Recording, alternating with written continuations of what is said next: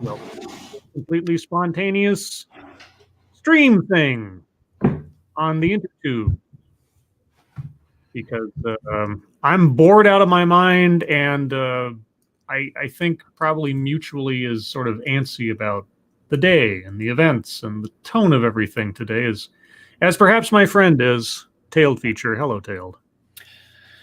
Hello, Scribe. I think on both sides of the pond, for various reasons, we're having quite a day, aren't we?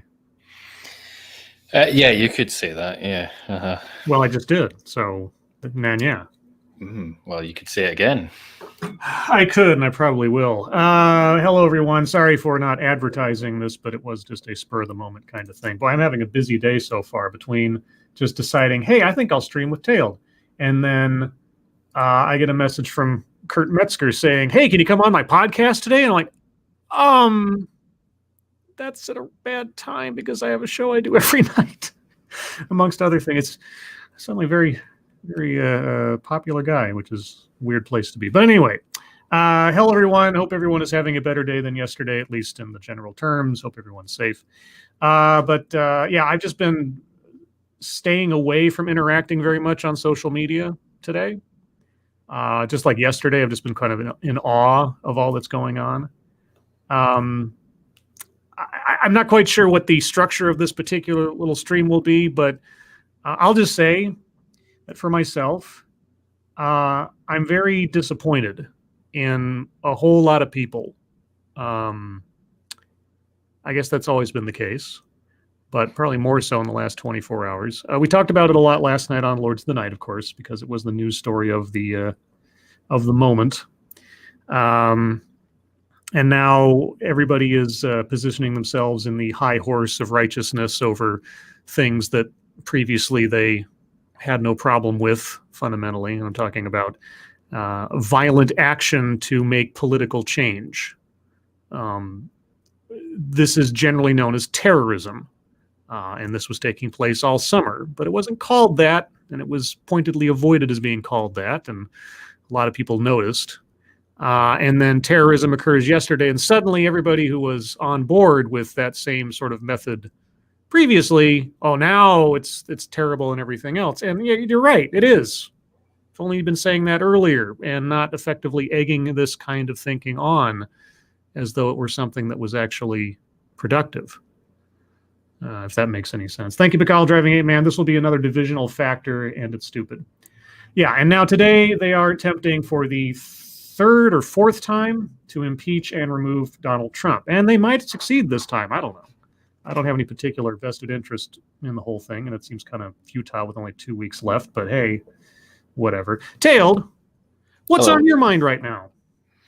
Well, I mean, it was all the same things that you were just talking about there. I do find it quite ironic that a bunch of anarchists are mad at Trump supporters for attacking a government building. Yeah. That doesn't really seem to make any sense, but obviously it's fine when they do it. So yeah, the just sheer hypocrisy. I just honestly, right? I've been terribly online the last day or two. Mm-hmm. I've probably been on Twitter longer than is healthy, just because there's nothing to do here. We're back into lockdown again. I can actually be arrested for leaving my house if the police don't deem my reason for being outdoors, good enough for them. We'll get into that in a minute. So yeah, I was just kind of following everything that was happening in the States, and I don't know if there's been fraud. Well, there probably has been on both sides, but that's the same every year. Every election, I suppose. If the whole election was fraudulent, I don't know. Yeah. I don't really know what to believe anymore. Well, real quick, this is Kyle. We're surrounded by hypocrites anymore or forever. And here's the thing: the people decrying what happened yesterday aren't wrong. I mean, I'm not on the opposite side of this from Nancy Pelosi insofar as rhetoric. Okay.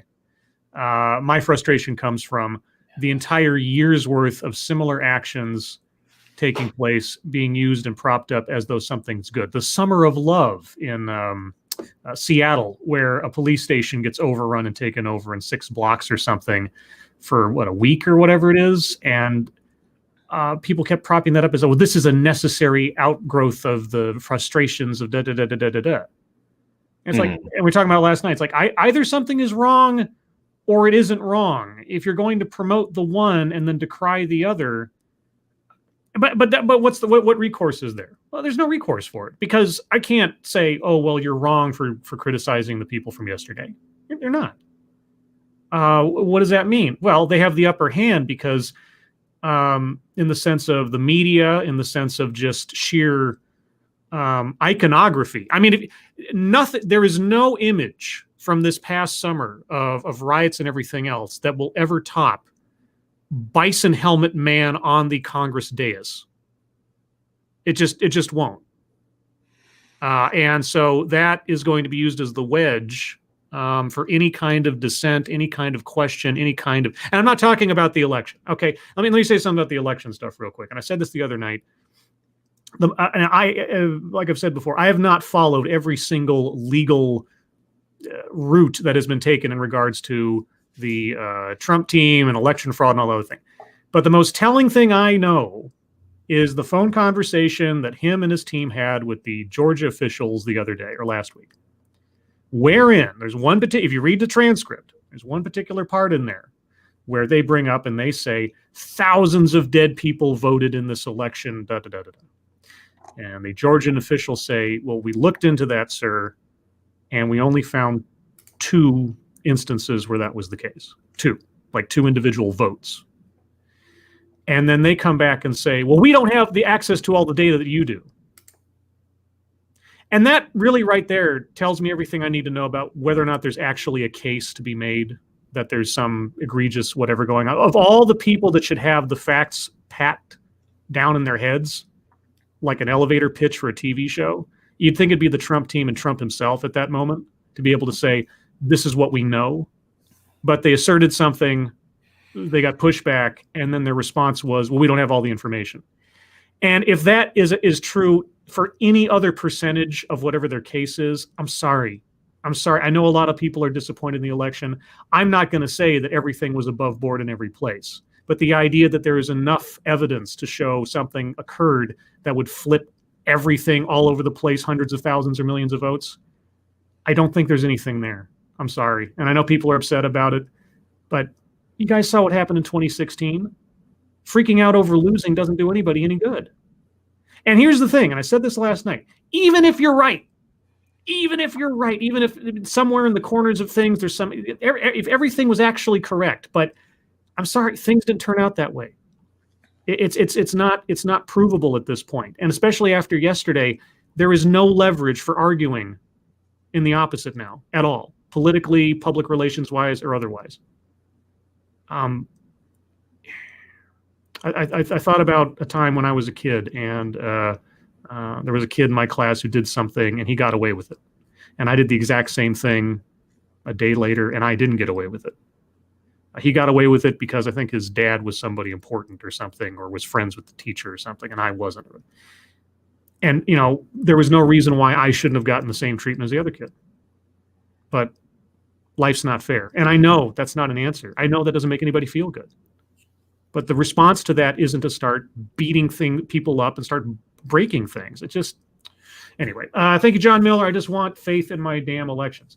I know. And this is, talk about faith. My faith in just, I don't know, due process, people, rational thinking.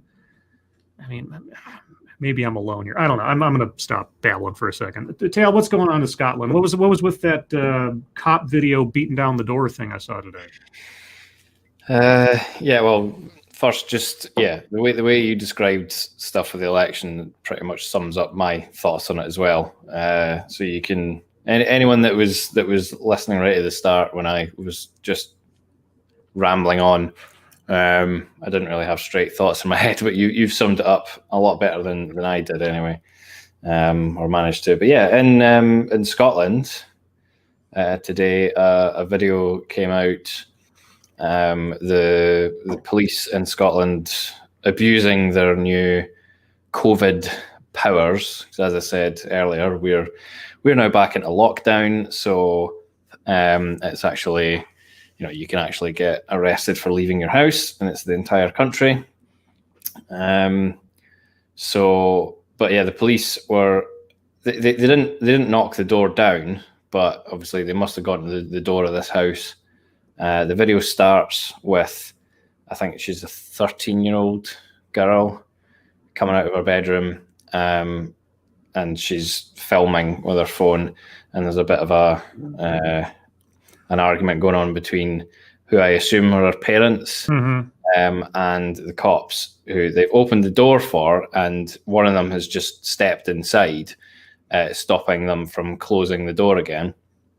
So there's a bit of toing and froing, and the mother is basically just like, I didn't ask for you to come into my house, so you can basically fuck off, because obviously she's Scottish, she's going to start swearing. And yeah, then it just all kind of blows up, and the cops just start trying to grab people and arrest them. And they're there because the people are under suspicion of having people in their house that they shouldn't have. Yeah. Because we're not allowed to mix households and all that kind of stuff. And yeah, the girl who's filming, she just freaks out, and because it looks like the police are. It's kind of, because it's a phone video and everything. It's not easy to tell what's going on, but she's obviously very upset and very distressed. You hear the parents basically shouting at the police, saying, she's epileptic, or so I don't know if she started having a fit or what.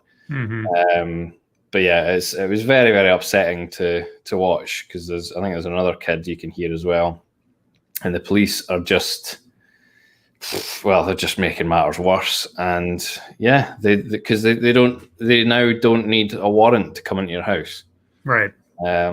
Yeah, they just need a suspicion, and this is the way the police have always worked here. For we've always sort of had this thing called breach of the peace, which is the most malleable law,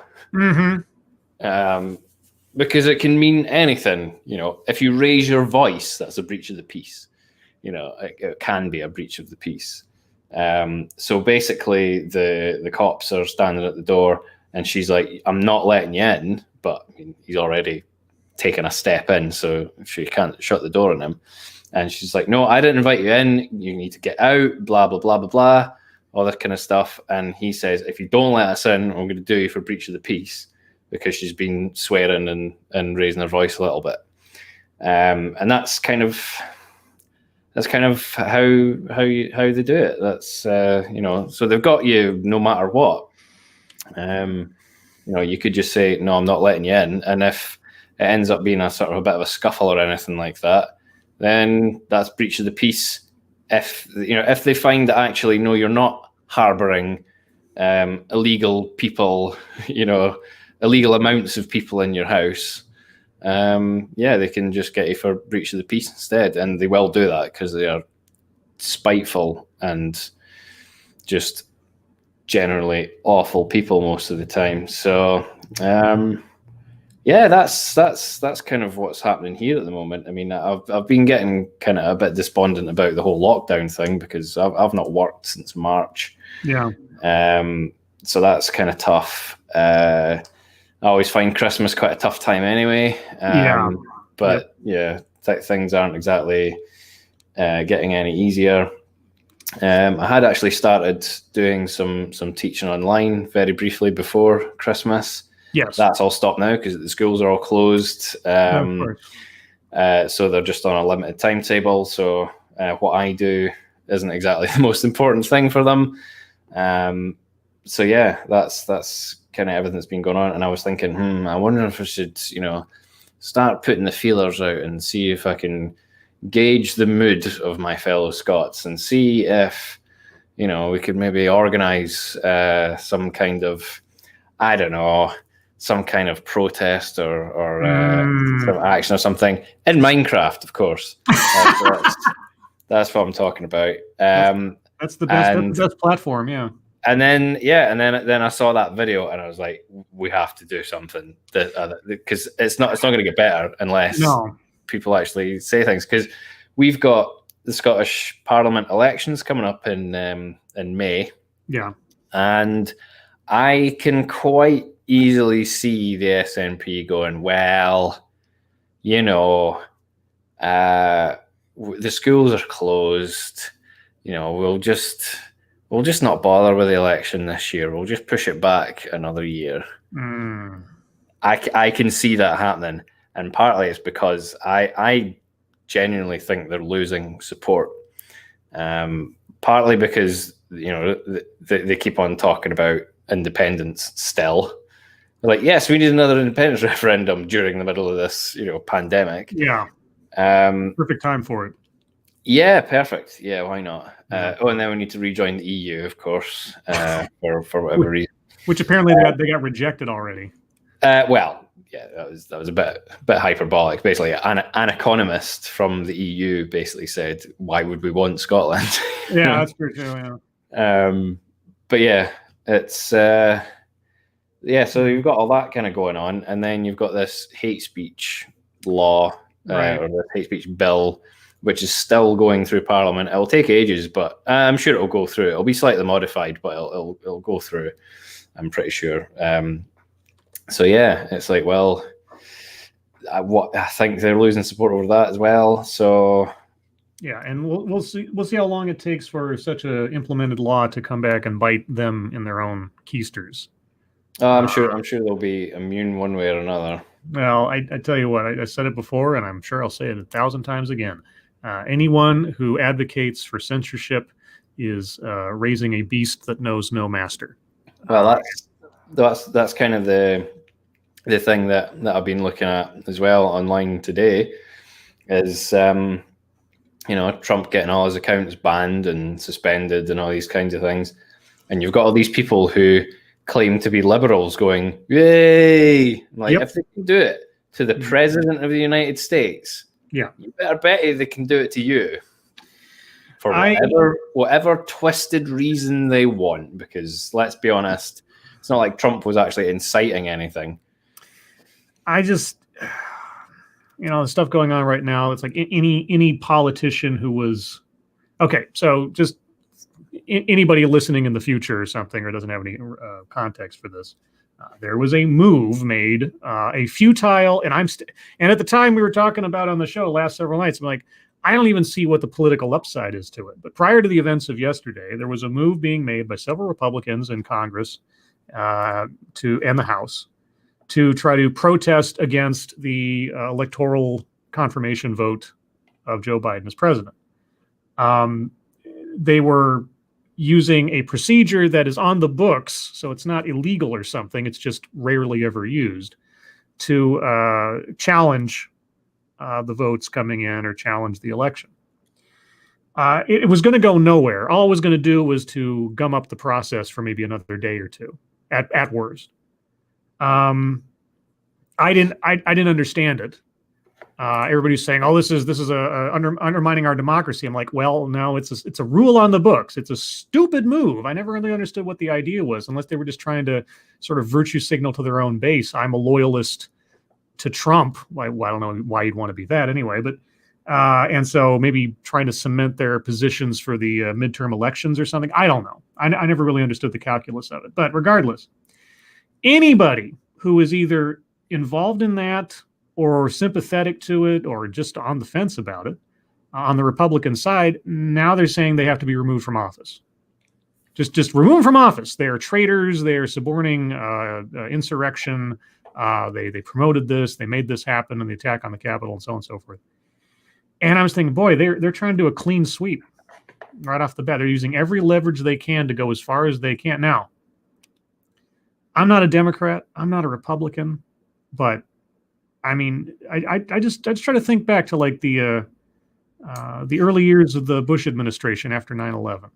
I remember the Republicans going to the mat using every accusation of treason or a lack of patriotism. Anybody who would say anything of doubt about what Bush was planning to do in response to 9/11 in Iraq and elsewise, trying to undermine people into enemies of the state in order to gain political leverage. Now, yesterday was terrible, no doubt about it. But trying to pin that on people that had nothing to do with it. Oh, well, you were protesting the election procedurally, therefore you're on the side of these guys. Right, because they were totally coming there and only threatening Democrats or something. I just so anyway, yeah, this year started off with a bang, as it were. I had hoped that last year and the events thereof would have led to some kind of, I don't know, I guess equilibrium is too much to ask for, but some cessation of a lot of this nonsense. But no, here we go. We're going to start into it. And so one party is going to have the moral superiority position over an event that does not fall that far out of line with multiple events over the summer that they were effectively silent on and even encouraging of. And the other party, which totally screwed themselves over with some very bad decisions politically even before yesterday, will now be even weaker. And we have a doddering old man coming into the presidency with his gender-selected vice president just chomping at the bit to take over the chair 2 years from now so she can potentially sit in the seat for 10 years. I don't think anybody could have written this kind of fiction and have it be believed 2 years ago. Real quick. Thank you, Mr. Tickle Trunk. You're off your heed. People need to actually get involved in politics. Step one, convince people to write their reps by hand. Mountain of those has oomph. Maybe. I don't know. I think Tails would run for office at this point. That would be a terrible idea. Hell, I was gonna suggest at one point, hey, maybe you should defect to America. But I'm like, I don't know if that now's the time you'd want to try to do that. Well, that's yeah. During last year, I was like, well, if things go south here, at least I can always go to America. It seems relatively sane. Yeah. So, okay. Trying to be the adult here for a moment. Not that you're not, I'm just saying in general. But what do we do? I mean, what is the healthy way? Because you and I know something about emotional, mental instability over stress and anxiety. What would be the healthy way to try to work our way through all this nonsense? Now, God knows what's going to happen in the next 24 hours, but just let's say for a moment that everything is static for at least a month, where it is right now. If you had any advice for people in your side of the pond or mine or whatever on how to work through this, what would be even if it doesn't feel like it's possible, what would be the sane advice right now? Well, the first thing is take care of yourself. Yeah. Make sure you're eating well, that you're drinking enough water, you're exercising, even if it's just going for half an hour walk a day or anything like that. Try and sort out sort of, I suppose, your own life to start with. So, if your house is clean and you've got good relationships with your friends and your family and stuff like that. That is to me that's kind of the most important thing you can do, to try and sort of keep your head above the water, as it were. So that's always the first thing that I suggest to anybody when they say they're starting to feel down and stuff like that. I'm like, well, get those basics sorted. It's kind of the Jordan Peterson approach, I suppose. clean your room buckle and all that kind of thing. Then if there's anything above that, well, you have to find something that you're passionate about. Mm-hmm. Whether it be a hobby or whether it be even if it is a political issue or something like that, find out all you can about that thing. Be as good as you can on that one topic or that one activity. And if it is a political thing, because you're wanting to get some change, then the next thing to do is try and spread the positivity, that's not the word I'm looking for, the benefits of your idea, of your, dare I say, teachings. I'm not saying start a religion, Jesus. I'm not saying start a religion, Jesus. Well, I did too late, but anyway. Yeah. You can make a religion out of this. No, don't. That's totally gone off track there. But anyway, so then you can, you can start spreading that sort of idea, and even though some places like where I am, we're not allowed to meet face to face, I would kind of avoid spending too much time on social media unless you're doing like video calls or voice calls. I think a lot of what's happened in the last 4 or 5 years has been amplified to hysterical levels because of social media. Yeah. I think if the internet wasn't what it is now, I think after the Bush era and then Obama getting in, I think things probably would have just kept toddling along at kind of a similar sort of temperature. Yeah. But because of echo chambers online and I don't know what it is, because I've just found myself in the last couple of days on Twitter. I generally had a rule for the past couple of years, which is don't engage with people on Twitter. That's basically it. I mean, a lot of the time I'll post something slightly inflammatory and then I'll run away and just sort of watch the carnage. And it takes practice to do that. It really does take practice. Yeah. The instant gratification, the bite-sized nature of outrage and emotion and everything else, it's very alluring. And getting involved in it is, I mean, you feel like you want to be a part of it. You don't want to be on the sidelines about it, because when you have a platform like that, if that's the only way that you have to get your message across to, sorry, real quick. Thank you, Ebony Williams. Is it safe to call Kamala vice president window dressing? That's specifically what she was selected for. I mean, Joe Biden said at the beginning, his first and foremost criteria was a female. And then everybody behind him was saying, oh, it has to be a female of color. And she has to smell okay. Well, I don't even, that for him. Yeah, sure. But the aesthetics was more important than the person. It really didn't matter who he put in that spot as long as they ticked those boxes. But anyway, back to the social media thing. Yeah, now everything's been amplified because everything happens so quick. It's all clickbait. It's all the headline without reading the article. It's the immediate reaction, and everybody just reacts because they can. It's a knee-jerk kind of thing. Everybody can do it all at once, and it seems like the entire world's coming apart when it's just, probably a couple dozen people that you actually end up seeing on your feed, but it feels like it's all over the place and everything's retweeted from other people. And oh my God, what's going on? It's overwhelming. It really is overwhelming. And I'm thankful. And I can probably count on my 2 hands, which is, I think, kind of a feat, how many times I've, to any reasonable length of time, engaged in some kind of debate or argument on Twitter.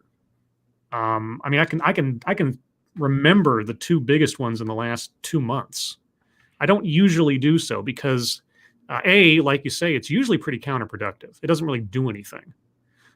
B, I had the experience on Facebook before YouTube, which is what led me to YouTube, of seeing just how how much of a waste of time it is to try to argue into the void where like five or six people are hearing it, that for what gain? I didn't understand it then. I don't really understand it now. But I also understand that some people don't have an outlet for what they want to say, and the internet is an amazing tool to get your voice out there in a way that nobody could have imagined 20 years ago. And it's a double-edged sword. Yes, it's a double-edged sword. With great power comes great responsibility, etc. I'm thankful that I have the show every night, and that's something I was going to say. Is that I'm very fortunate that I have something of structure in my daily routine. That even with all of this stuff, I know that there's going to be at least 2 hours out of the night where I get to vent, and I get to talk to other people who are rational. Not people who are just yes men. I mean, if you listen to Monkey and Satsu and I from time to time, we don't agree on anything. So I have the comfort of knowing I'm not going into a quote unquote a safe space. But I also know that I'm going into a place where I can speak my mind, and I'm not going to be like judged down into oblivion for it. Even if I make a mistake or whatever else. And I'm very thankful for that. I'm very thankful for our audience that comes along with us on that too. Because I hope, if nothing else, it gives everybody a little bit of a release valve for what's going on a particular day, especially with the lockdown and all this, but especially in the last 48 hours or so. Yeah, I mean, that was the whole point in me starting my YouTube channel, was because I didn't have anybody to discuss these things with. Yeah. Because everybody that I speak to is generally quite, well, blue-pilled, I suppose. Well, I've told this story before. I'll just for the hell of it. There was my YouTube channel really started because of a Facebook conversation. The brief. So this was during one of the early protests in like 2015 or something, or early 2016, late 2015, something like that. A friend, and this is put between me and like 3 or 4 people who I've known for a decade at that point. I'm talking like close friends, right? Friend of mine, she puts up a little story how she went to the doctor to get a blood test for something, and she struck up conversation with the nurse, and somehow it came up the conversation of what the current protest was, or the current riot or whatever, and the nurse said something to the effect of, "I don't understand what this is all over, some like parking tickets or traffic tickets or something." And my friend, who was far more informed on the whole thing, got very irritated that this person wasn't aware of the real reason why people were upset. They weren't upset over traffic tickets. This was this, and this. And the nurse just kind of like said, "Well, whatever it is, I don't like it." And that was the story. That's where the story ended. Just this little, it was like maybe a half a paragraph, just description of this conversation in the abstract. And then this friend of mine, again, somebody I've known for 10 years, he puts up this wall of text explaining how the nurse was racist. And I'm like, again, as far as the conversation was concerned, the nurse was quoted all of like twice. First the traffic tickets thing, and then "I don't like it." That was the totality of what the nurse had to say. There's no other description of the nurse, nothing else. But my friend went into a wall of text explaining how her ignorance of what was going on is an extension of racism, da da da da da. And I asked the question, what about what the nurse said told you she's racist? That is the sentence I put down. And this turned into a 3 or 4 round back and forth ping pong match of another wall of text full of buzzwords and buzz phrases, and me just asking, but how do you know she's racist from that? And finally, somebody else came in, somebody else who I'd known for over a decade. And because I was being impertinent effectively, that was just an example of my own white supremacy. And immediately, and I'm not kidding, immediately amongst a small group of people who were at least involved that I could see in this conversation, in this Facebook thing, people I'd known for 10 years, went to parties with, done things with forever. Suddenly I was a pariah because I asked a question. I just wanted to understand how he got to that point. Even if I disagreed with it, I just wanted to understand, right? And that was the basis of my YouTube channel. Because I couldn't speak my mind or even ask a question amongst people that I knew. So now it's like, what do I do now? And so if my grand reflex in all of this is, even if I don't agree with what's going on, I just want to try to understand what's going on, to have a handle on it. That's why the last 24 hours have been so frustrating. None of it makes any sense to me. Or maybe I've just burned out of trying to make it make sense in my mind. I don't know. But like I say, the structure of my day helps.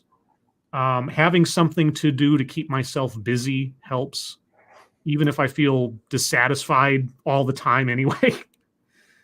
Okay, I've done my bit. Now tailed with a reaction to your story. I don't know to how cold the room is there. Whatever you want to say. This is open forum. I'm just, like I say, I'm just venting. I don't know. Well, I know what you mean. I think because we both started our channels round about the same time, didn't we? Ish. Thereabouts. I think you might have been a month or two earlier than me or something. But yeah.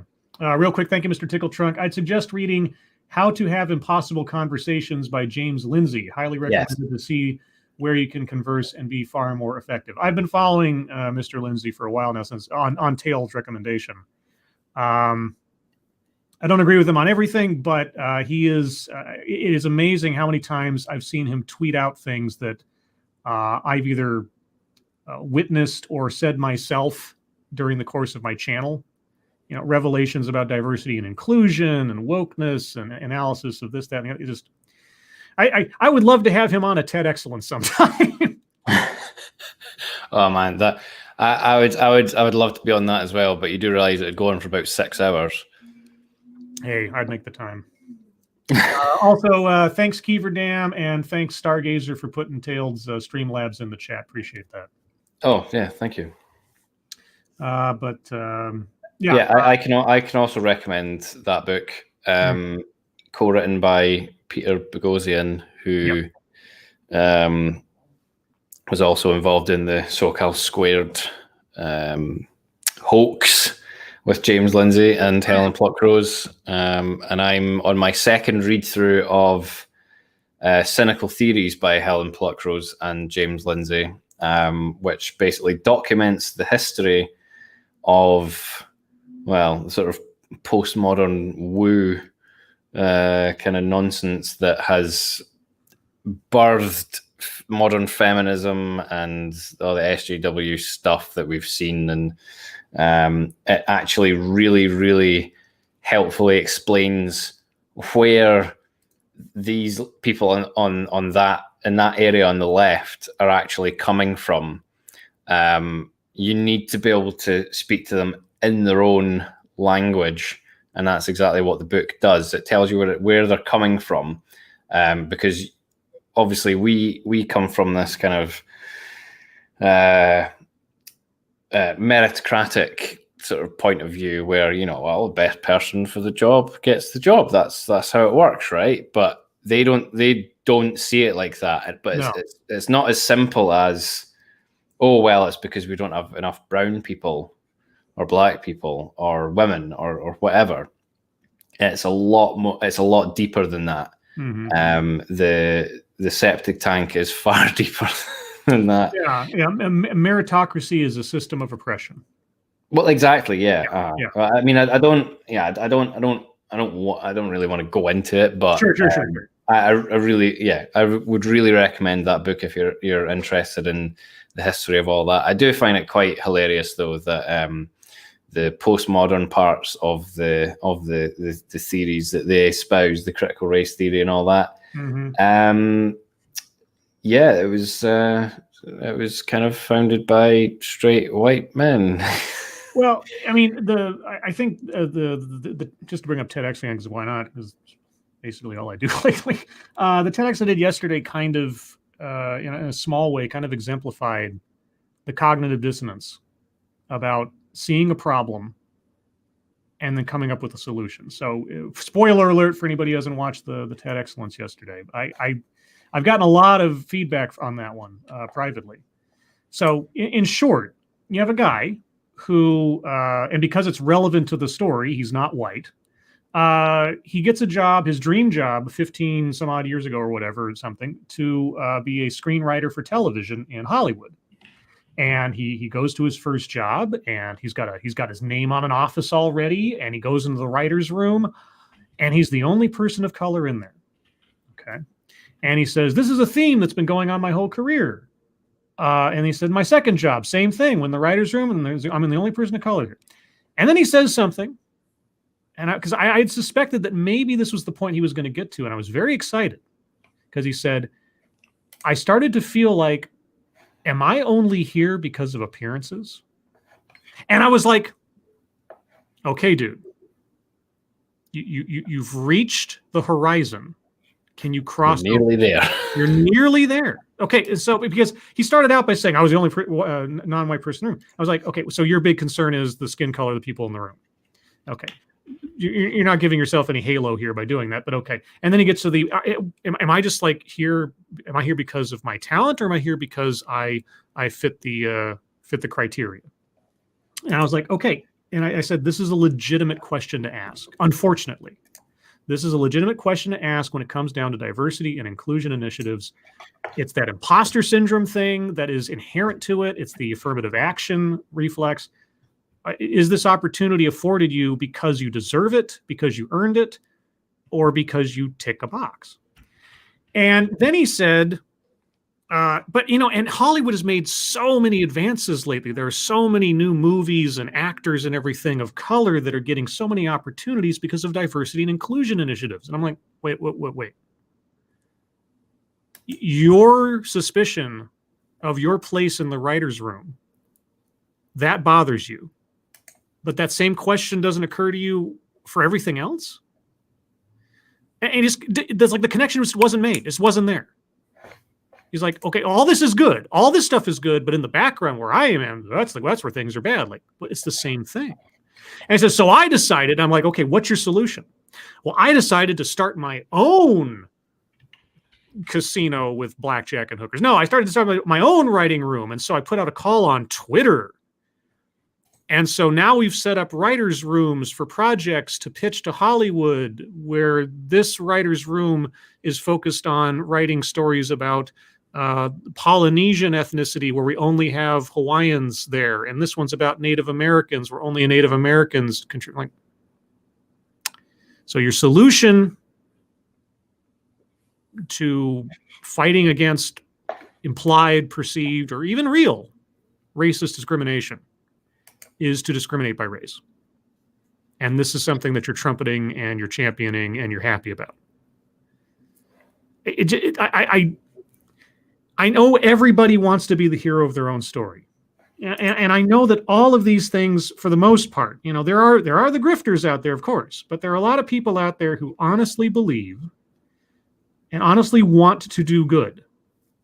And their intentions are good, paved to the road of hell. And people take advantage of that, and it gets all twisted around, and it boggles my mind how someone can just sort of disconnect that train of thought and yet still lead themselves to the exact same problem that they started with and think that they're doing a good thing. Well, this is the thing, and call me cynical if you like, but you're cynical. Yeah, I am. Because that whole kind of situation, as you say, there are the grifters and stuff like that. But the fact that there are people that think, yes, this sounds like a reasonable idea. To me, a lot of the time when they say, "Oh, it sounds like a good idea," it's because it benefits them, one way or another. Yeah. Whether it be because they're going to get paid as a diversity tutor or whatever it is, the what was it they call it, well, there's a diversity and inclusion consultant, there's a diversity and inclusion executive, depending if you have a job in the company, all types of stuff. All that kind of stuff. Or it's just it's a lot of projection. What they mean is, they don't mean we need more brown people in this thing. We need me to be in this thing. How's it all about me? Yeah. And so I think a lot of people that espouse the types of initiatives that we're talking about, they don't actually know what its origins are. They don't know that it's based on the whole postmodern idea that there is no objective truth. That knowledge is defined by your identity. Yeah, all that kind of stuff. I mean, that kind of thinking is actually quite deep.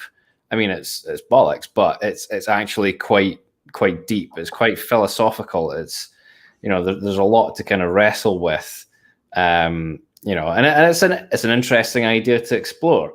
And I'm not saying that it doesn't have any merit, because obviously the things that you deem to be true are quite often dictated by your surroundings. But there are, I don't want to say objective truths, because in science that you don't have proof. Proof is not a scientific word. You just have data that sort of best describes reality. Well, and that's kind of what theories are, is that they best describe the information that you have to hand. You don't have 100% proof. Proof is a mathematical term. Right. I think there are relative truths. Like, I mean, for example, I mean, like, real quick, thank you, Yogi Native. How much of SNP policy is based on Braveheart? 0. Yeah. What I mean by relative truth is, like, if I come, I remember hearing when I was a kid, I don't know if this is true, so this is just an abstract example, but I remember hearing as a kid that, and I never lived there, but in New York, every neighborhood had its own culture. And there were rules that applied in Brooklyn that didn't apply in Queens, that kind of thing. So if you lived in Brooklyn, there's a truth that is true in Brooklyn. And you saying something could be absolutely correct until you cross the street. So I think there are relative truths that can't be dismissed. You can't say, "Oh, that's not accurate." It depends on what we're talking about. But if it's beyond science, culture, else. Yeah. So I mean, like, and just like in cultures and things, what's true in Saudi Arabia is not true in Scotland, and on and on. I mean, there's more sort of cultural truths, so aren't they? Yeah.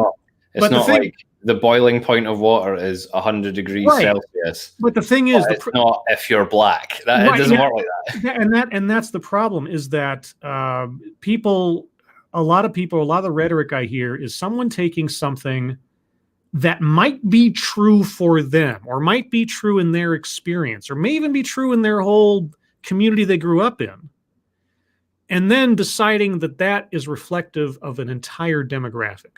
Yeah, and extrapolate it to the whole of reality. My experience is the same as everybody else. And this is one of the things, and my viewers know, one of my biggest pet peeves is when people use the word group instead of demographic.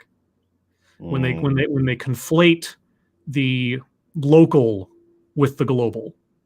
And that is allowed to continue over and over again in panel discussions and everything. I understand it sounds like a nitpicky complaint, but it's very, very important. When somebody starts talking about women as a group, women are not a group. Correct. Women do not all belong to the same association. They do not all have the same values, the same beliefs. They don't have all the same opinions. When you start talking about demographics as groups and then using that as a cudgel to get your point across or to prove your argument, you're not proving anything. The only thing you're proving is that if people don't correct you, they're going along with nonsense. It's like saying, that black people are a monolith or white people are a monolith. They're not. If white people were a monolith, why is Nancy Pelosi complaining about what happened yesterday? Why is Donald Trump in one party and Joe Biden is in another? It just, yeah. So anyway, it doesn't matter though, because by being white, they are both still oppressive. By being male, they're still being oppressive. It doesn't matter what party you're a part of, or what your political ideology, or anything is, because no, you're one of them. Yes, and that feeds into group as demographic or vice versa. That feeds into racial identitarianism. And racial identitarianism is a bad thing, guys. I'm not going to tell the story again, but when I heard about the white identity movement in the 90s as a cover for just a neo KKK, a neo white supremacy movement, white identity was being preached as like this good thing. No, it's not. And replace the word white with any other color of the rainbow. No, race isn't an identity. Gender is not an identity. These things have nothing to do with who you are. They just say something about what you look like or what your biology is. I've used this comparison dozens of times now. White, straight, male, carpenter. Am I talking about Jesus Christ, or am I talking about serial killer Israel Keys? You don't know, because none of those things say anything about who the person is at all. Yeah. But there are plenty of people out there who, if I say straight white male carpenter, they'll be like, oh, the oppressive working class or something. Yeah. And this is kind of the problem that's happened in most of the last 10 years, is that the sort of the postmodern element of everything was it was kind of relegated to the social sciences and things like that, which is bad in itself because it then spread to education. Yes. But yeah, now that it's fully embedded itself into sciences and stuff as well, this is where things this is when you get, I don't know if you remember that clip going around a few years ago in South Africa, and there was this black woman saying something about how the shaman brings the lightning and all this kind of stuff. Yeah, and they're like that needs to be given equal footing as white man science kind of thing. And that's a route that I really don't want to go down. We've seen people on Twitter the past few months arguing 2 + 2 can equal 5, that kind of thing. So it's going to end badly. And it's the thing that gets me is it's so easy for people to appropriate this, pardon the expression.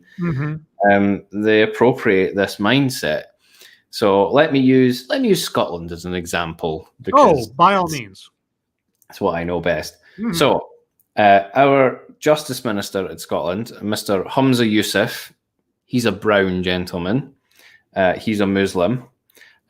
He got up in front of the Scottish Parliament a few months ago when they were quote unquote debating Black Lives Matter. Actually, they were all just, most of the white people, they were just flagellating themselves for being white and going, oh, I'm so sorry for being white. He then stands up in front of everybody and says, that it's shocking that the amount of people in the Justice Department in positions of power who are in these, these important positions are all white. And he went on this 3-minute tirade about white people, and you can hear the vitriol in his voice when he's going, white, this person's white. He's like, that is not good enough. Right? There is no way that in any other situation could you change the word white to another characteristic. Maybe male, maybe. Yeah. So I for not 1 minute think that he believes in critical race theory as a good way to govern society, except that it's very easy to exploit. So despite being the Justice Secretary, according to critical race theory, he will always be the oppressed class. Right. Despite being universally educated and born in a Western country and everything, he will always be the victim even though he's the one trying to pass arcane hate speech laws, that doesn't matter in critical race theory. And not for a minute do I think he believes, that critical race theory is the best way of, the best lens of which to view reality through. He's using it because it's kind of the in thing at the minute. And it's just very easy to deflect all criticism away. Every time anyone criticizes him, which he has a lot to be criticized about, let's be honest. He just goes, oh, there's loads of Islamophobic, racist rhetoric, attacks going on in the comments below my tweet. And you're like, well, yeah, there's probably one or two people who are being a bit of a knob, really. Okay, fine. But most people are just saying, I disagree with you. I think this hate speech bill, or this hate crime bill is a bad idea because X, Y, and Z. But obviously, he just goes, well, that is just automatically racist. That is automatically Islamophobic by virtue of him being brown. Real quick, I think he's smart enough to know that it's bollocks, but god damn, it's a useful tool, especially when everybody else is sort of in the same position, and they've bought into it so much that they can't just turn around and go, oh, wait a minute. Real quick, thank you, Mr. Tickle Trunk. Where this conversation is going, I'd also suggest purchasing extra copies of 1984 and distributing them freely. That's the problem. They've been using it as a handbook. Yeah, that's using dismissing any criticism as racist, sexist, whatever, as leverage and as a tool, especially when you're talking to an audience that already has decided to accept the fact that they possess original sin, stain born of their lowly beginnings as white people. There's not much. It's pushing in an open door. And then and we've seen this. My first exposure to that tactic, such as it is, and I know I'm bringing up old bones here, but this is where it sort of became aware of it, was Gamergate. Anything that you said against Anita Sarkeesian's theories on this, that, and the other was obviously sexist. Even if it was just somebody like saying nothing that has to do with gender or whatever else, it's sexist. Dismiss it, you're gone. And to a certain extent, I don't necessarily begrudge anybody that does that when it comes to internet comments, because it's just words on a screen. If you want to dismiss them, fine. But categorizing them as something that they're not and turning yourself into a victim as the result of it, that's where everything kind of separates. Well, because that was the other thing. When women criticized her, that was internalized misogyny. Right. Yeah. There's no way around it. I mean, it's and now the new one is anti-racism. Do you know about this whole new thing? Yeah. And anti-racism isn't. It's not. It's right. It's not the. It's the Mott and Bailey approach, where basically they use this term anti-racism because to most people they think, well, that means being opposed to racism because it's anti-racism. Yep. And that's the sort of the liberal, and I mean that in the traditional sense of the word, not the way that Americans usually use it. I suppose the classical liberal sense of the word, the position that people should be treated as individuals. People, everybody should have equal representation under the law. That is what kind of, anti-racism, that's kind of all part of that. And then you've got the critical race theory version of anti-racism, which, I guess I'll let you talk about it since you raised it. So the man who wrote the book called How to Be Anti-Racist, Ibram X. Kendi, he broke it down after some prodding in a TEDx, actually, or was it a TED Talk? Either way, he's on a Zoom call with a couple of ladies who I believe are true believers, but they were thankfully asking him to define anti-racism. And the first couple of attempts, he just kind of went off into la land, just talking. And then around the second or third time that they sort of asked him, like, what could you tell us? What are the tenets And it's interesting that they use the word tenets, Mm. tenets of anti-racism. And he finally put it in a sort of one sentence breakdown. And that is to say, being racist is to be in denial. Anti-racism is confession. Because the theory of anti-racism is that racism is the constant. There is no such state as being not racist. Everyone is racist. And you're either a racist where you're denying racism exists in everyone, in yourself, etc., or you're anti-racist where you're acknowledging the racism that you are a part of or express or otherwise, and you work to shine a light on it or something like that. It's just a rebranding of original sin. That's all it is. Except it's thought crime. Except that you're already indicted and convicted before you've even started, and most especially depending on your skin color, you're more guilty than others, and so on. Thank you, Andrew Joyner. Wow, I thought England was woke. I feel for Scotland, man. Oh yeah, we're the canary in the coal mine. I mean, when the very first familiar with the matter I did was with Tail and talking about education in Scotland, and boy, did I not see where that was going. I did not have a clue as to what I was in for in that conversation. You guys can find that on my channel, free plug, in the Familiar with the Matter plays. The first one on there. Yeah, that took some twists and turns. I don't want to rehash everything there, but yeah, no, Scotland. What I've seen that Tails put up, the conversations we've had, just what I've observed otherwise. Yeah, canary in the coal mine. There's just, it's insane. I just think for a second, like what happened with the police and that family today, or the video at least. I don't know when it happened, but there was one part that kind of made me ask a question in my head, and not that it justifies anything, but I was curious because there was a phrase she used when the cops were basically accosting her. She said something like, "I'm a free woman of the land," or something like that. Yeah, and that terminology goes with sovereign citizens in the States or freemen on the land over in the UK. So as soon as I heard that, I was like, well, why are they there again? But even if she's a sovereign citizen or something, what happened there didn't make any sense at all. There was no provocation. There's no reason for them to do any of that, as far as I could tell. I mean, it was one video, but that was just insane. Yeah. I mean, you summed it up pretty well there. Yeah. But I mean, I just like I was going to say, I just try to imagine like that happening here. Just cops showing up at the door and busting in and arresting everybody. And I'm sure that there's plenty of examples of that, but somebody's going to say, oh, well, that happens in this place all the time, or this happens, that, and the other.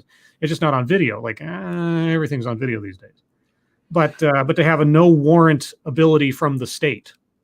It's not like some police officer abused their power. These officers were exercising the power that was granted to them by the state. Yes, the emergency COVID powers. Yes. Yeah, I know. But yeah, every time English people laugh at me for going, they're like, "Ha ha ha! You've got this, you've got that." And I'm like, "Yeah, but we're north of you, and we've got mountains and hills and stuff like that. It all runs down to England eventually." Yeah. Because one thing people. People don't realize, people go, oh, Scotland's really bad because, look at what happened to Count Dankula. That's a UK-wide law. That's not a Scottish law. Because obviously things here are quite complicated when it comes to, like we've got four countries within the UK, 4 nations within the UK, each with various different powers and jurisdictions and all this kind of stuff. It gets really complicated, because when people talk about the NHS, what they mean is NHS England. There are 4 NHSs and they're all run completely differently, and they all have different, some of them are sort of part private, part public. It's a lot more complicated than that. And I mean, it's easy just to go, oh, well, the NHS, because you sort of know what somebody means by that. But the amount of times that people say, well, this happened to me in the NHS, and I'm thinking, well, that would never have happened in NHS Scotland because we don't provide that. Or, that kind of thing. And obviously, it's easier to say. It's like when people say England, but actually they mean the UK. It's because they're the biggest country. They've got the biggest population. Right. So they're kind of the default. I'll get a little bit salty about that sometimes, but it's understandable, really. But yeah, arguing with people on Twitter last night. There was this one girl kept saying that I was a Russian bot, which I thought was hilarious. До свидания, comrade. Yeah, I've never been called a Russian bot before, and I thought that is great. Finally, that cherry's been popped. And then I said something about what's going on in the US at the moment, and she just went, "OMG, go back to arguing with the British." And I thought, well, fair play that you even recognize sort of what my face is meant to be, and the fact that I've got Scottish flags and stuff all in my profile. So I just replied, "I am British." Oh, burn. I was like, "I am British. You obviously know nothing." Because she said, "You obviously know nothing about America. Go back to arguing with the British." And I says, "I am British. You obviously know nothing about Britain. Get wrecked." And she was like, "Oh my God, someone who has Scotland flags in their name would never call themselves British. You are really a Russian bot," and all this kind of stuff. And I was like, wow. It's like, "You're just a retard." It's a little bit more complicated than that, but whatever, you do you. It reminds me of within a 24-hour period, one time I was called a Trump derangement syndrome sufferer and then a neocon by two different people. And I was just like, okay. I mean, that's a kind of balance, I suppose. Yeah. Yeah. I mean, even if you were a Russian bot or a plant or something, that's not an argument against whatever you were saying. Well, quite, yeah. Yeah, I mean, remember what it was we were talking about, because I was a little bit, devil may care, and I was just winding people up a lot of the time, and then getting annoyed. So yeah, and I love how people retreat into like suspicion as ad hominem somehow diffuses any possible point someone could make. It's like, oh, you're an invader, you're an intruder, therefore whatever you have to say is irrelevant.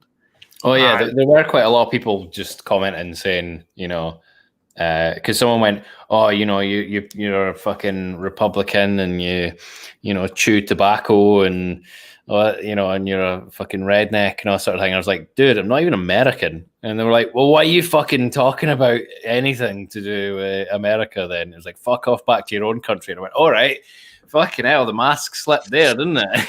Jeez. The tolerant left who are all about, open borders and that kind of stuff. And they were telling me to get back to my own country, and I was like, all right, okay. Yeah.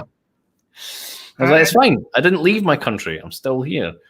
Yeah, it's always a matter of backing somebody. It's the inability to admit the possibility of being wrong, I think is one of the greatest personal hangups anybody can have. And that's not to say, move through life second guessing yourself at every moment. I know for a fact that that's not healthy. But being open, like I can't count how many times on the show or otherwise we get into a topic and I'll start saying what little I know about it, but I'll always say, I'm sure there's someone here who knows more than I do about this. Or, chat, tell me something. I don't know. Like there's so many times I've seen TEDx talks or other videos that I've looked at and they mention economics. And I'm like, I better not. I don't know. I'm an English major. I don't know math. I don't know this shit. I always get scared of that stuff because, I don't want to bumble my way through to something that I know nothing about. Having an opinion on something, anybody can have an opinion, etc. If there's something I'm outside, a little bit aware of, okay. But I'm always wary of getting myself involved in things where I just don't know that I have even enough footing to make either an informed argument. Because I have probably an unhealthy amount of self-criticism and self-doubt. but I think that there is something to be said for being doubtful of your own certitude in life and in otherwise, is to be open to the possibility that you could be wrong, open to a different idea.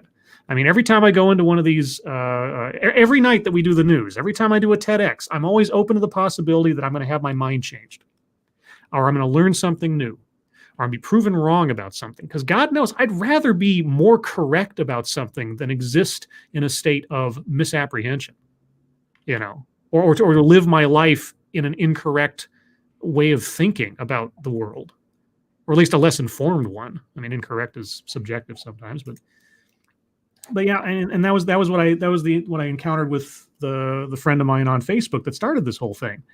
He just couldn't allow for the possibility that his declaration that this nurse, with no other information than 2 comments out of her, was racist. He couldn't allow for the possibility that maybe he overreacted. Maybe he was talking out of his ass.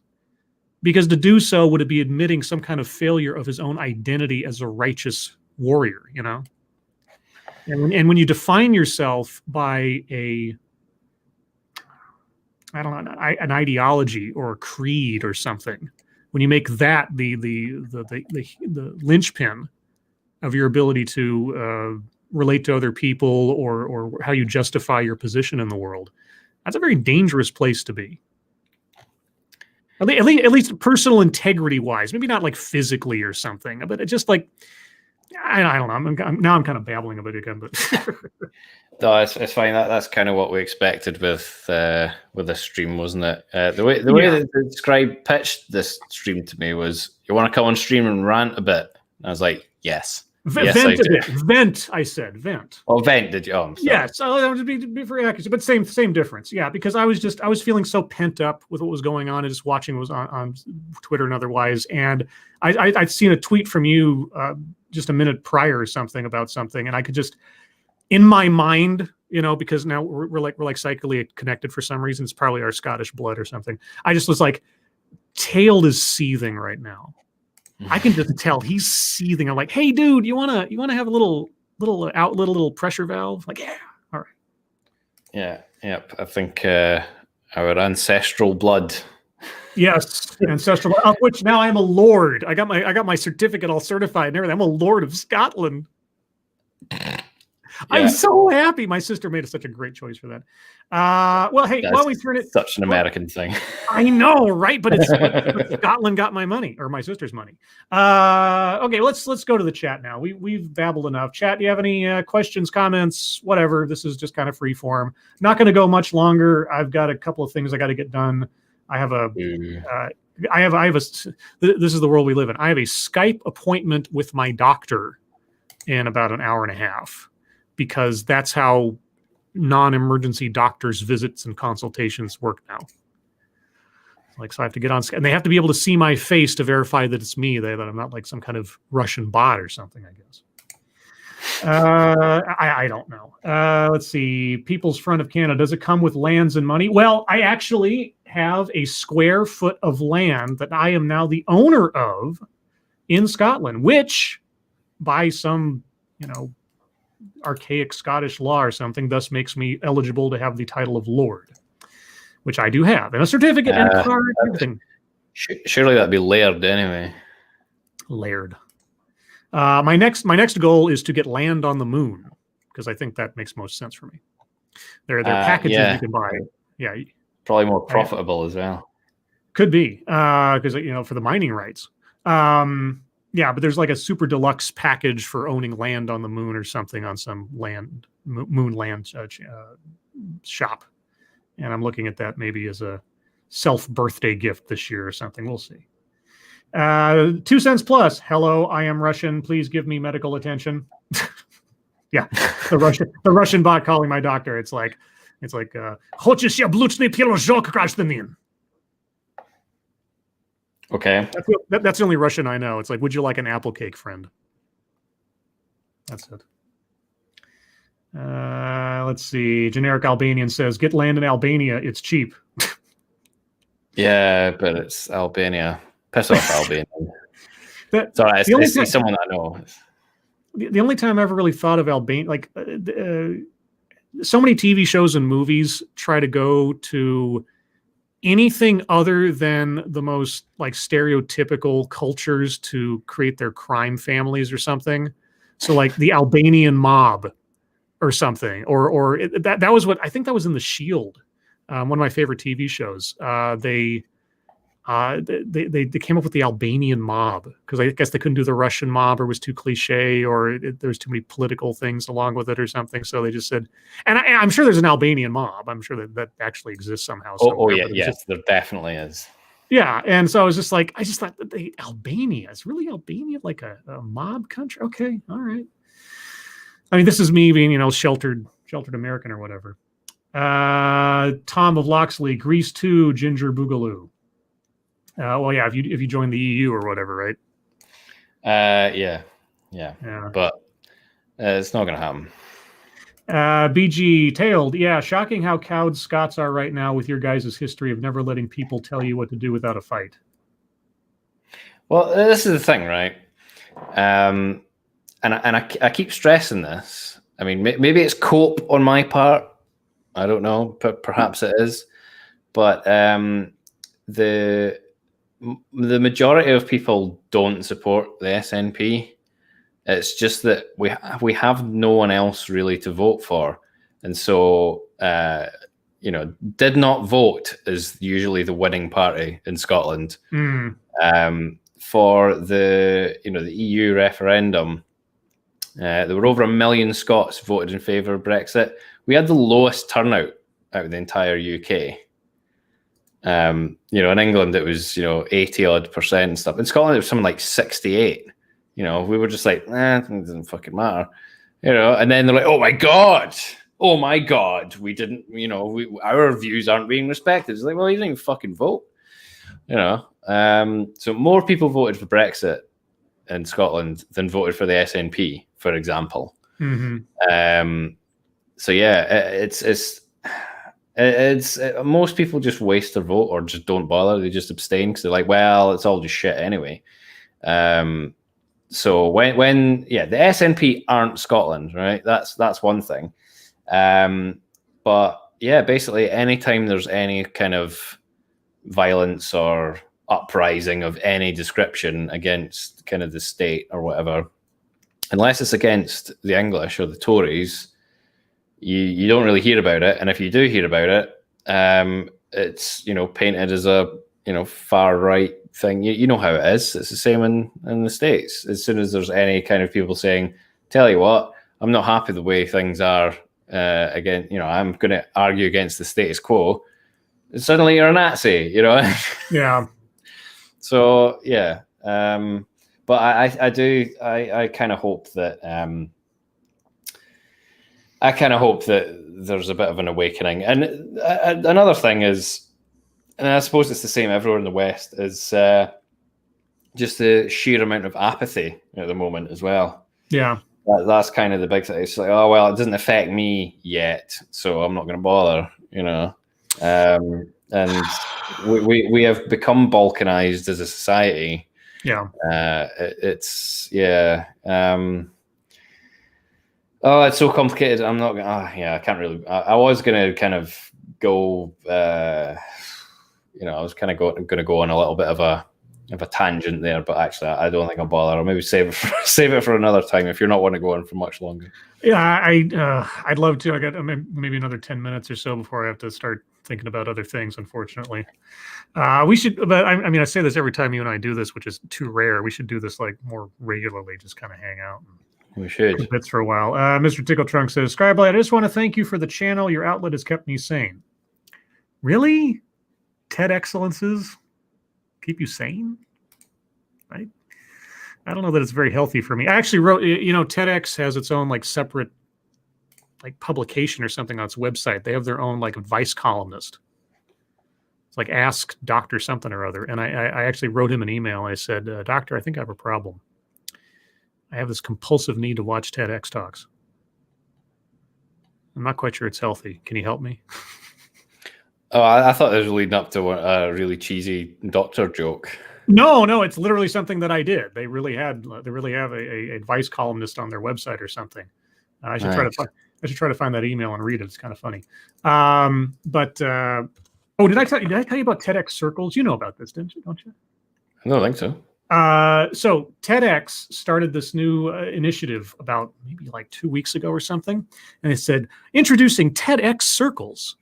And what TEDx circles are is you sign up and you can be the organizer or lead of these. And then you and several people get together on like a Zoom call or a Skype call, and you watch a particular TEDx together and then comment on it. Sounds like my idea of hell. Well, it's what I do, except it's the friendly version. Well, yeah. If I was watching it with other people other than you. Right. Yeah. My theory is that I'm the reason they came up with that. That's what I tell myself. Because they needed a counterpoint, since they can't. They've tried a couple of times now to Zappos because of copyright or something. But then it's like, no, this is fair use, and then they have to give it back. Here it is. Okay, so the doctor's name is Guy, I guess. Either his first name or his last name is Guy. And I said, "Dear Guy," and the title of the email is "Compulsive TEDx Disorder." Dear Guy, that's the best phrase I can conjure to describe it. I just can't seem to get enough of them. I've always been a very curious, knowledge-seeking sort of person, so maybe that's it. I also think it might be due to my lifelong feeling of self-doubt and insecurity. See, I was, sometimes harshly, put to task by my father when I was a kid, when I made a mistake or got something wrong, and I think this ingrained in me a kind of hypervigilance over my own certainty about things. So I tend to overthink and go through a lot of contingency ideation over even mundane situations. But back to the point. With the roiling vicissitudes of our society today, new ideas about old problems or old problems packaged as new ideas, I think I just want to be sure that my reflex judgment on many of the buzzwords and arguments these days have some basis in fact, and not merely belief. And so I constantly expose myself to TEDx after TEDx, one after the other, rife with various takes on the same subject matter, like restorative justice, diversity debt, the death of democracy, and women needing a zipper in the back of their pants to go camping. Is wanting to be informed like this at all healthy? Is there any hope for me? Sincerely, Ted Exhausted. I just find it amusing that that the problematic name of Dr. Guy. Dr. Guy! That's what you latched onto? Well, you're a good boy. You're a good boy, Tail. Sorry, it's almost like a conditioning now. Like I see problematic stuff everywhere now. I mean, obviously, I don't. Don't you hate that? It's like, yeah, it's not that you think that, but you've heard it so often that whenever you see it, you think to yourself, "Oops, there's the problem that someone's going to point out or would point out," and then you kind of become this sort of like unwilling extension of the same mindset. Yep. And it's like it's like, no, that's not. You can't extricate yourself from it because we're so steeped in it all the time and exposed to it, and it's like, I hate it. Hate it. Ebony Williams says, "Scribe with the puns." Me? Puns? Never. Dr. Keefe, red circle carpet speeches. Yes, that's what I called my one TED talk that I made up. Let's see. Well, Tailed, since we're nearly to where I have to kind of call it, where can people find you? Well, people can find me just by searching Tailed Feature on either Twitter or on YouTube. And that's where you'll find me. That seems too simple. Do you have a show or a broadcast or something coming up that people can look forward to? I do. I have a regular Wednesday night stream on my channel. And it's called Regional Variations. We have a kind of humorous look at the lesser discussed stories from the UK mostly.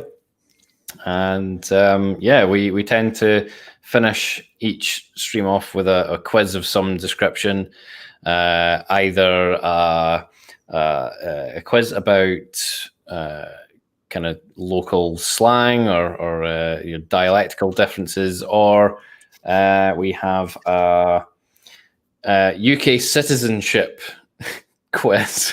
Oh, there you go. So we do one of them a week. We haven't failed one yet, which means that we won't get deported yet. Oh, okay. Do you still do what's the most Scottish town name you can think of? I don't think I've actually done that on that stream. Oh, there you go. I think did I do it on Lord of the Night one time?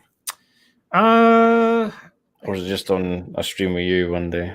Well, it was. I happened to tune into that stream that one day, and that's how that whole thing started. I'm not going to say it was probably when I had other Scots on, and it was you had somebody else on who was Scottish, and you were discussing that and making a joke, and it's like it just by happenstance I tuned in within 5 seconds of you saying the magic phrase that started a whole love affair. Oh yes, yes. Let's see. So Wednesday nights, guys, if you're curious at all about what's going on with Tailed, Scotland, the UK in general, for commentary and insight, go check them out on Tailed Features channel. Follow him on Twitter because it's just @TailedFeature. And yeah, if you'd like to hear more from Tailed, specifically on his knowledge and experiences with the educational system in Scotland and elsewise, check out the playlist on my channel, Familiar with the Matter. The very first episode was an interview with Tailed, which went in directions that I had not expected when we started, but it was where we ended up.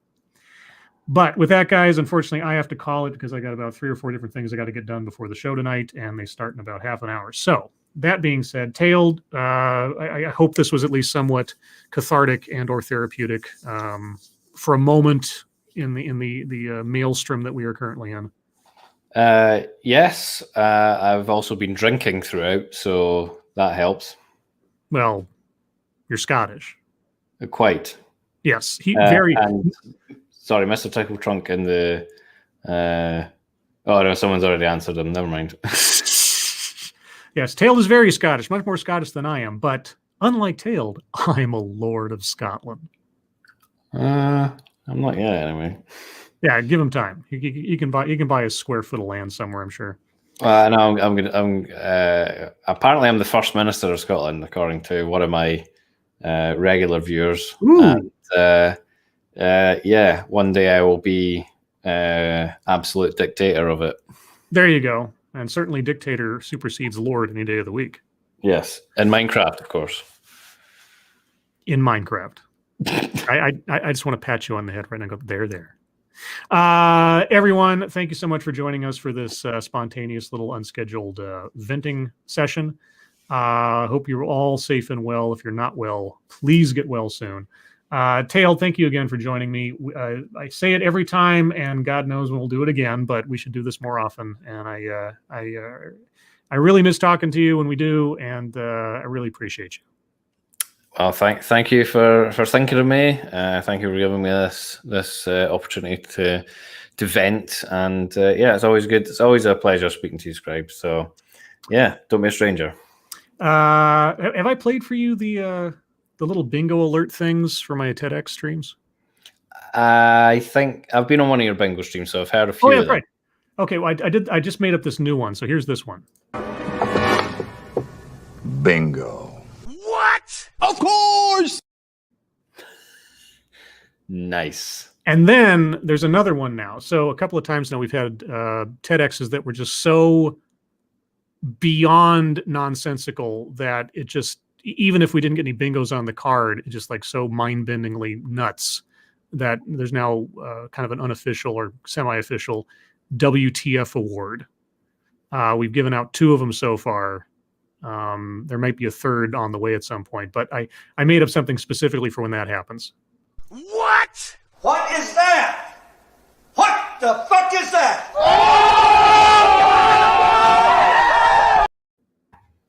Nice.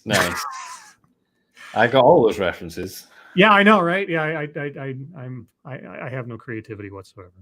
Well, just before we finish, then, can I just say, I was reading Cynical Theories, as I said. Yes. And there were a couple of times that I've been reading it, and I'd come across a phrase or something that it says, and in such and such a person's essay, they talk about, and then this phenomena. And I thought, that's the thing on your bingo card when you talk about the phrase that they've invented, like white fragility. Yeah, buzzword or buzzword. The buzzword one. Yeah, and so I immediately just thought, that's that person's buzzword. Yeah.